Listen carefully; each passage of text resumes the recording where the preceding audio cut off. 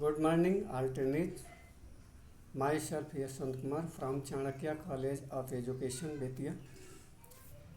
आज का यह वीडियो यूनिट 4 से डीएलएड फर्स्ट ईयर के लिए सेशन 2020-22 विषय एवं कोड होगा विद्यालय संस्कृत परिवर्तन और शिक्षक विकास F4। टॉपिक होगा विद्यालय में नेतृत्व व्यवस्था और शिक्षक। इसके अंतर्गत प्रशासनिक, सामूहिक, शिक्षण शास्त्री और परिवर्तनकारी ये 4 स्टेप होंगे। तो सबसे पहले हम जानना चाहेंगे कि विद्यालय में नेतृत्व व्यवस्था और शिक्षक। Leadership management and teacher in school. विद्यालय प्रबंधन में शिक्षक का विशेष योगदान होता है, उसका स्थान महत्वपूर्ण होता है। शिक्षक की भूमिका विद्यालय प्रबंधन में बहुत ही महत्वपूर्ण होती है। एक शिक्षक प्रभावी नेता तभी बन सकता है जब उसमें नेतृत्व के गुण निहित हों, जो वो लीडरशिप, नियंत्रण के अच्छे से गुण विद्यमान हों। एक सफल नेतृत्व हेतु कौन से गुण विद्यमान होने चाहिए, या उन गुणों की जो गुण हमें नेतृत्व का या नेतृत्व करने के लिए हमारा बेहतर प्रबंधन हो।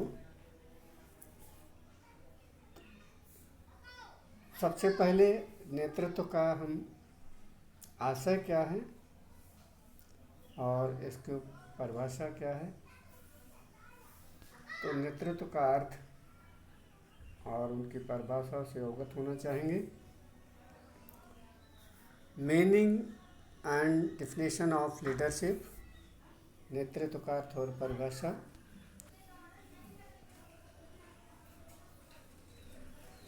नेतृत्व व्यक्ति का एक ऐसा शील गुण है,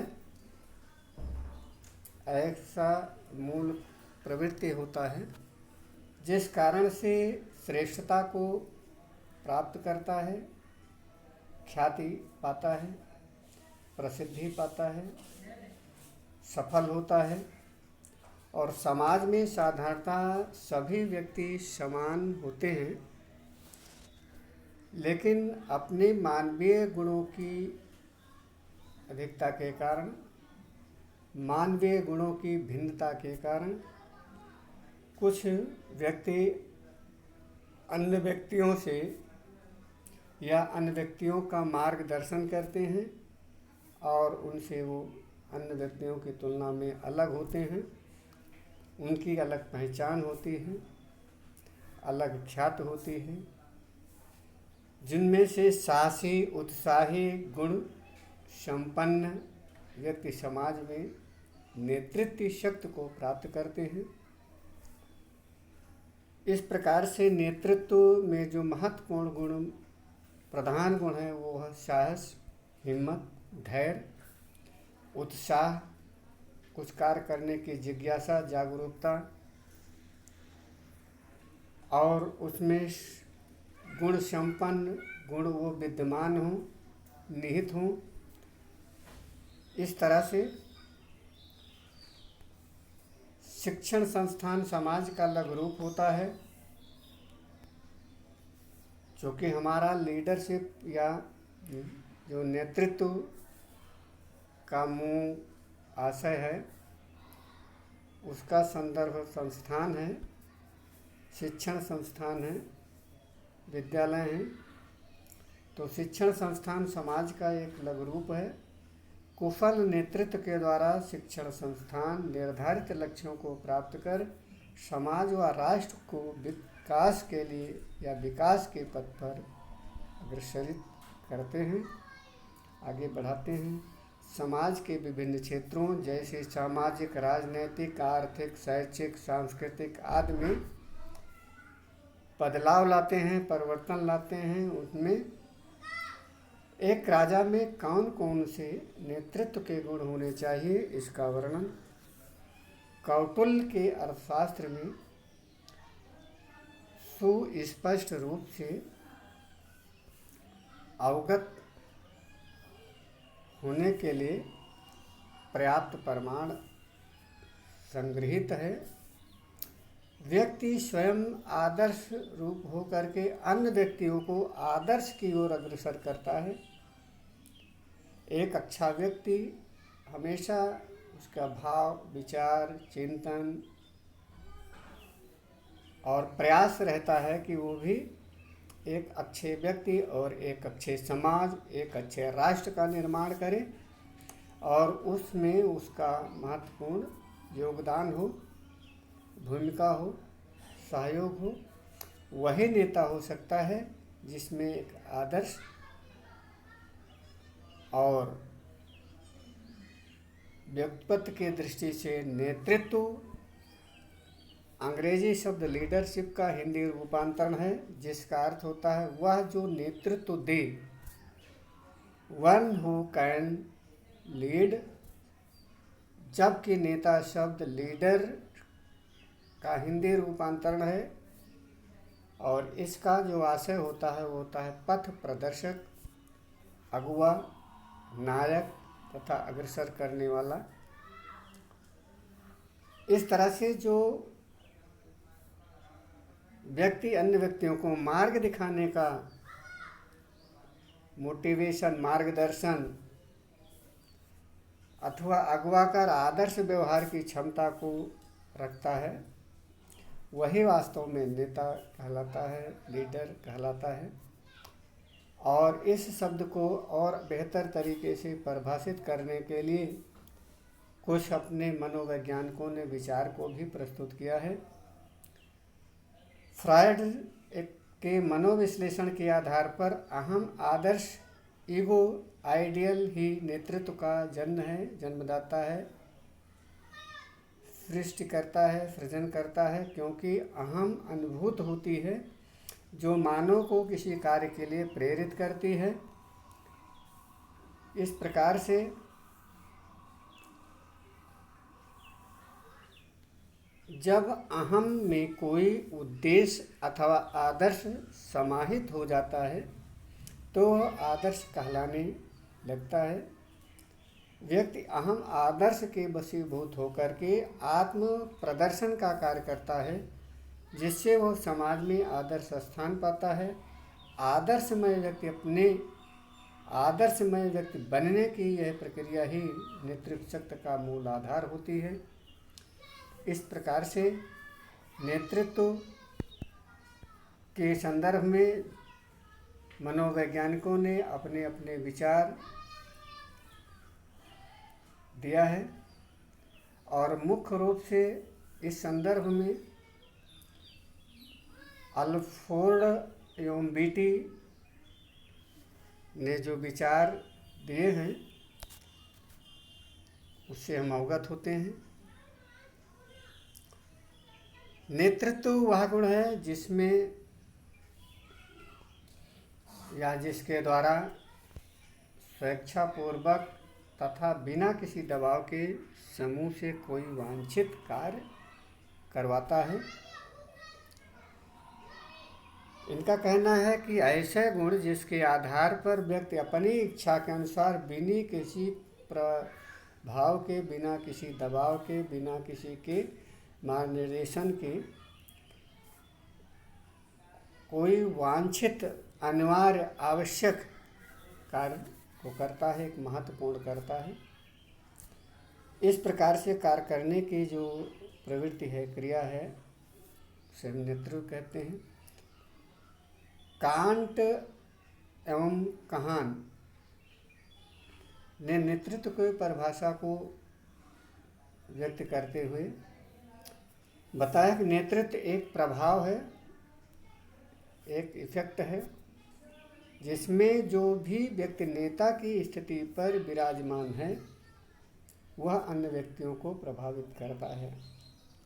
तात्पर्य यह है कि एक ऐसा प्रभाव जिसमें एक व्यक्ति को नेता चुना जाता है और वह स्वीकार किए हुए नेता अन्य व्यक्तियों को भी अग्रसारित करता है, आगे बढ़ाने की ओर मार्ग निर्देशित करता है, गाइडेंस देता है।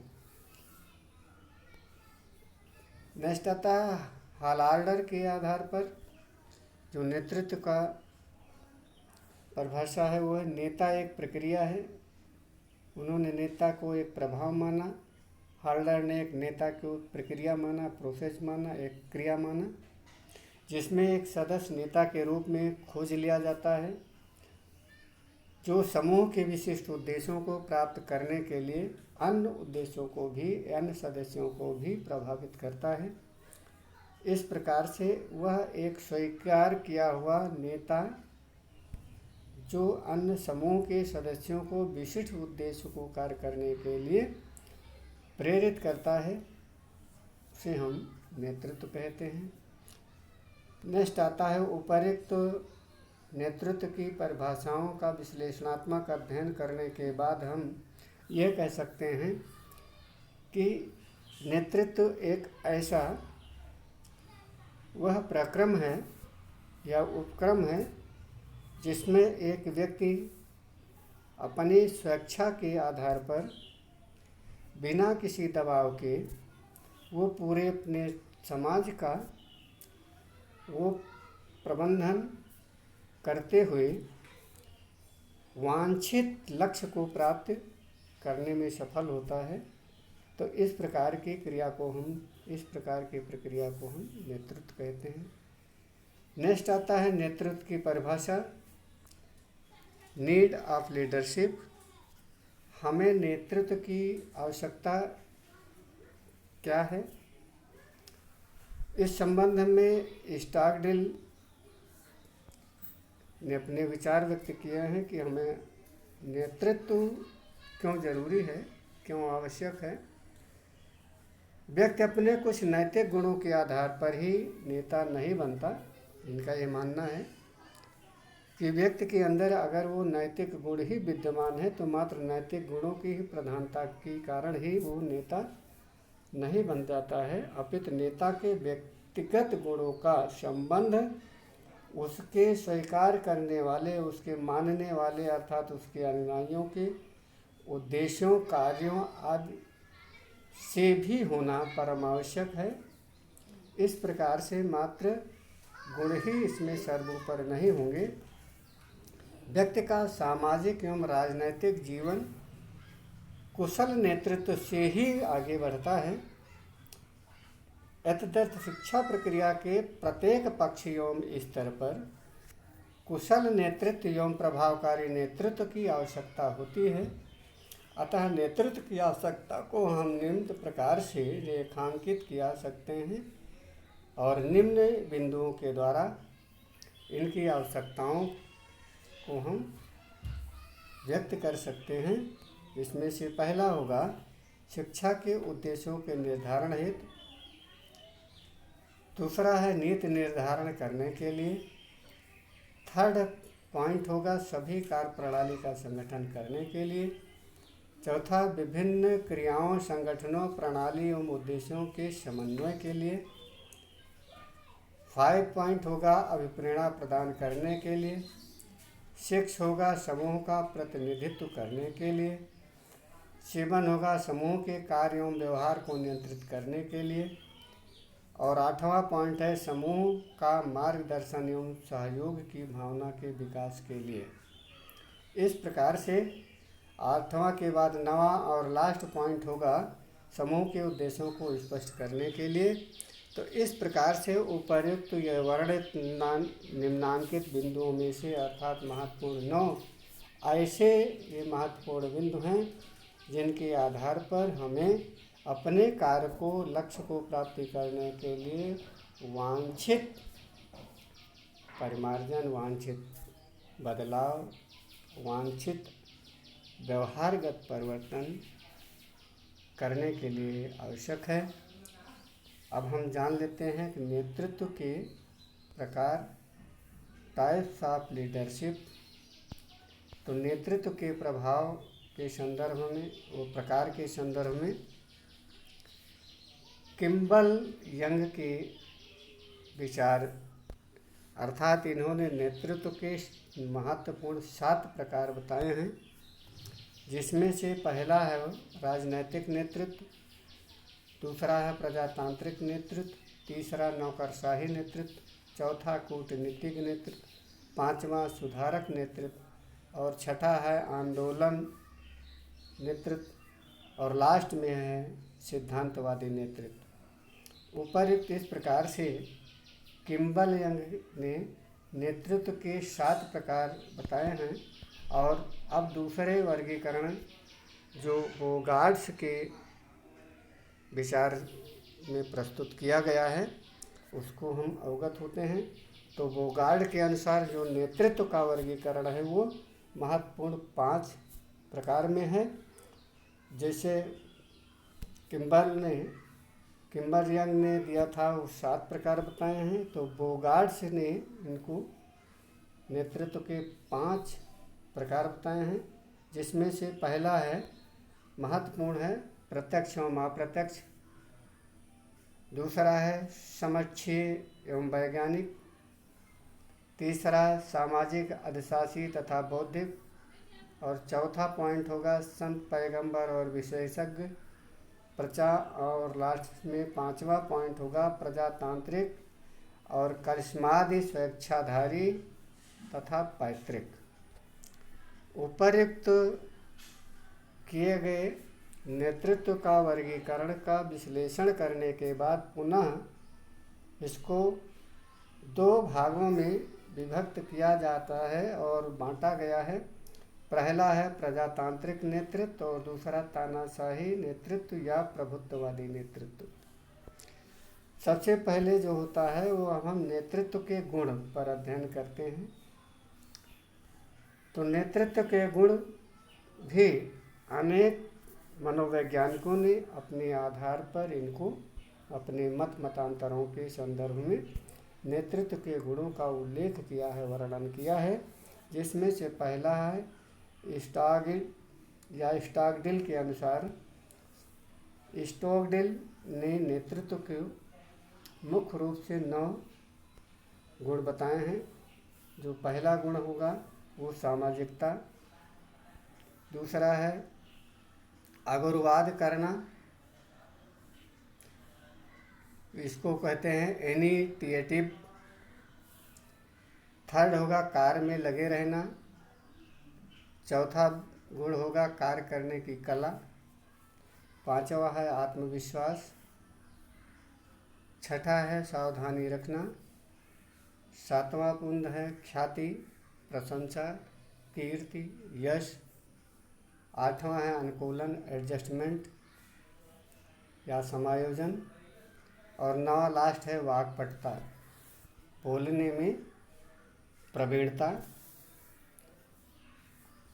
दूसरे हैं मेयर्स ने भी अपने विचार प्रस्तुत किया है, जिसके आधार पर पहला बिंदु है अंतर्दृष्टि, दूसरा है अगुरवाद करना, इनिशिएटिव,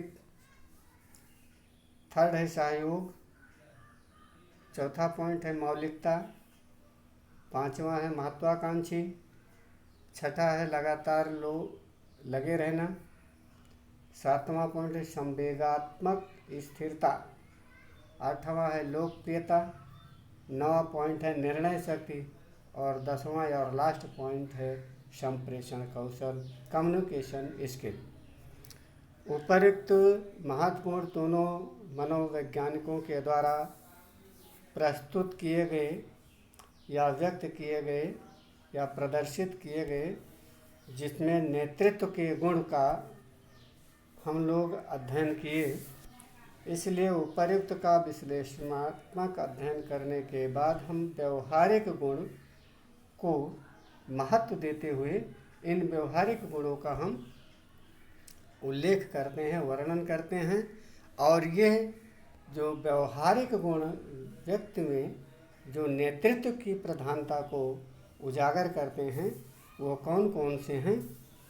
पहला है इनमें से दायित्व का निर्वाह करना, दूसरा है आत्मनिर्भरता, तीसरा है निष्ठा, चौथा पॉइंट है कल्पना, पांचवा है कुशाग्र बुद्धि, तेज बुद्धि, नेतृत्व जागरूकता, नैतिक जागरूकता, सामाजिक कार्यों में सहभागी, आठवां है संयम, नवा पॉइंट है आदर्श चरित्र, 10वां पॉइंट है धारा प्रवाह वक्रता, 11 है भावात्मक स्थायित्व और 12 पॉइंट है ये है आच्छेता की प्रारियास्था। इस प्रकार से 13 पॉइंट होगा नवीन विचार प्रकट करने की योग्यता और 14 पॉइंट है सहयोग के कार्यहित निर्माण और लास्ट में 15वां पॉइंट है सुधारात्मक दृष्टिकोण। इस प्रकार से ये महत्वपूर्ण 15 जो महत्वपूर्ण बिंदु दिए गए हैं ये समस्त जो नेतृत्व के गुण के संदर्भ में प्रस्तुत किया गया है। और अब हम अध्ययन करना चाहेंगे विद्यालय में नेतृत्व व्यवस्था और शिक्षक। तो विद्यालय में नेतृत्व व्यवस्था और शिक्षक के संदर्भ में प्राचीन काल से हिंदू गुरु शिक्षकों एवं नेताओं के रूप में अधिगमकर्ता के रूपांतरण की परंपरा को जारी रखा है। आज अगर वो परंपरा नहीं होती तो ये परंपरा अंत हो गया होता, समाप्त हो गई होती, आज जीवंत नहीं रहती, जीवित नहीं रहती। और आंतरिक परिवर्तन के लिए निर्देशित किया गया नेतृत्व के आदर्शों के रूप में गुरुओं के असली अधिगमकर्ता की सहायता करना, समाज की भलाई के लिए समान रूपांतरण प्राप्त करना, जीवंत अनुभव को संप्रेषित किया है। इस प्रकार से नेता सामान्यतया प्रकृति से उत्पादी हैं या होते हैं जो अपने कौशल के साथ धन, समय व संसाधन के कम से कम खर्च पर सर्वोत्तम परिणाम लाते हैं, अधिकतम प्रयास करते हैं और परिणाम भी बेहतर लाते हैं।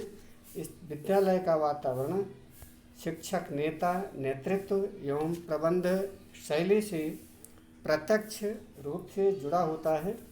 एक स्वस्थ विद्यालय समुदाय एक शिक्षक नेता द्वारा मूल्यों, योगदानों, क्रियाओं व प्रथाओं, मूल प्रवृत्तियों पर निर्भर करता है। शिक्षक नेता के व्यवहार एवं मनोवृत्तियों, उसके एटीट्यूड सबसे महत्वपूर्ण कारक हैं जो कि विद्यालय समुदाय संबंधों को प्रभावित करते हैं। इस प्रकार से शिक्षक का नेतृत्व प्रबंधन, लीडरशिप, मैनेजमेंट एंड टीचर, नेतृत्व के संप्रत्ययीकरण में नेतृत्व एक प्रबंधन के बीच अंतर करना तथा कैसे एक नेतृत्व दूसरे से भिन्न या अलग महत्वपूर्ण अपना स्थान रखता है।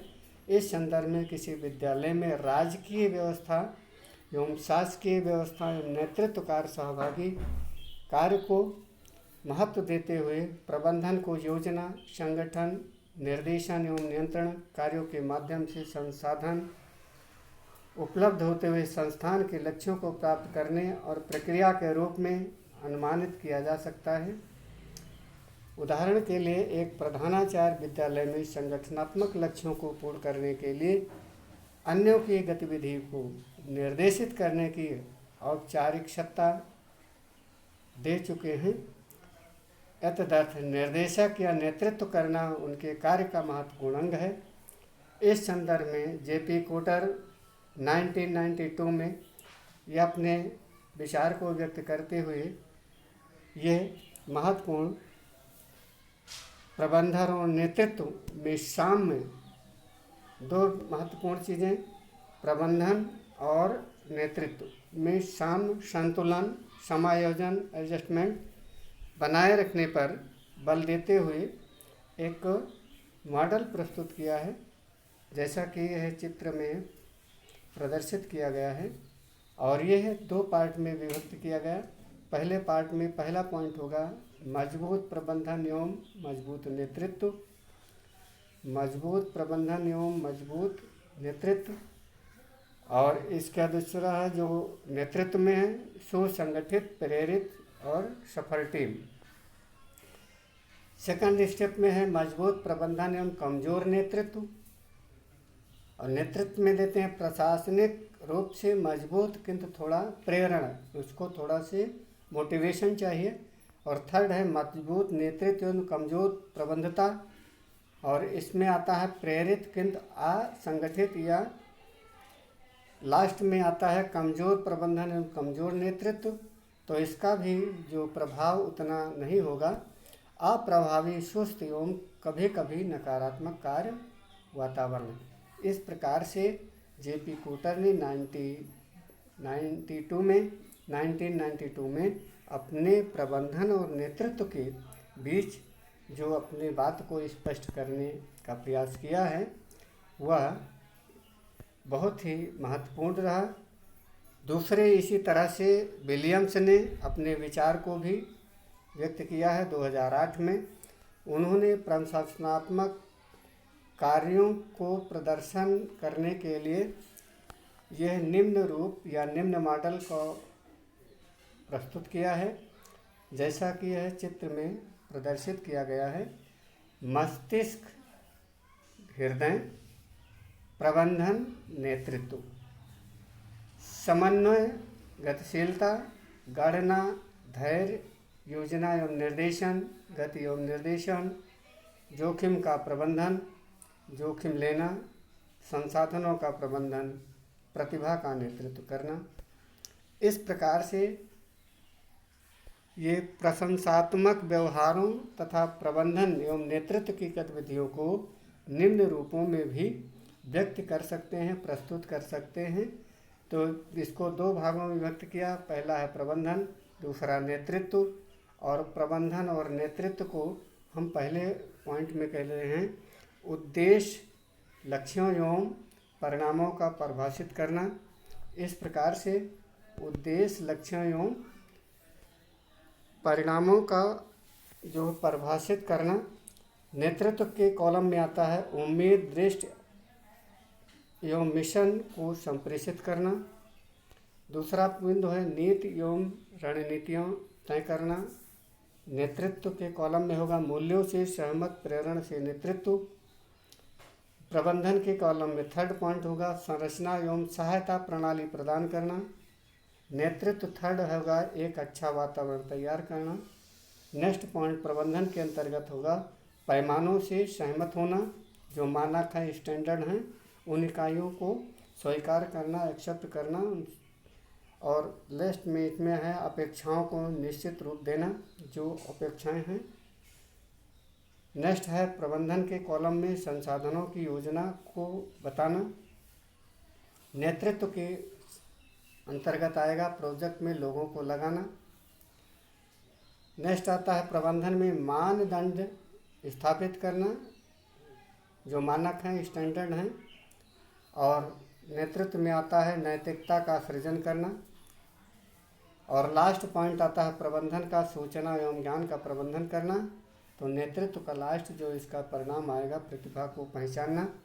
इस प्रकार से प्रभावी नेतृत्व के क्या गुण हैं, अब हम इस पर भी अपने दृष्टि को डालते हैं, अवलोकन करते हैं, इनका पर्यवेक्षण करते हैं, अर्थात एक सामान्य और संक्षिप्त अध्ययन करना चाहेंगे। तो प्रभावी नेतृत्व के जो गुण हैं उन कौन कौन से हैं? पहला है शारीरिक गुण, दूसरा बुद्धि, तीसरा उद्दीपकता, चौथा है दूरदर्शिता, पांचवा है आत्मविश्वास, छठे सामाजिकता और संकल्प शक्ति लास्ट और सातवां पॉइंट है। इस प्रकार से उपर्युक्त विभिन्न प्रकार के ये नेतृत्व से संबंधित उसके अर्थ, परिभाषा और उनके प्रकार, नेतृत्व में गुण और प्रभावी गुण जो विभिन्न मनोवैज्ञानिकों ने अपने अपने मतांतरों के आधार पर प्रस्तुत करने का एक मॉडल दिया है, एक प्रस्तुत किया है, उन समस्त को हम एक विस्तार के साथ आज अवगत हुए हैं। और अब इन्हीं शब्दों के साथ हम जो हमारा महत्वपूर्ण पहला 4 स्टेप था, वो चारों स्टेप हमारे कौन कौन से हैं। पहला है प्रशासनिक, दूसरा सामूहिक, तीसरा शिक्षण शास्त्रीय और चौथा जो होगा परिवर्तनकारी। टॉपिक यही होगा और इन 4 महत्वपूर्ण बिंदुओं पर, स्टेप पर हम अध्ययन करना चाहेंगे।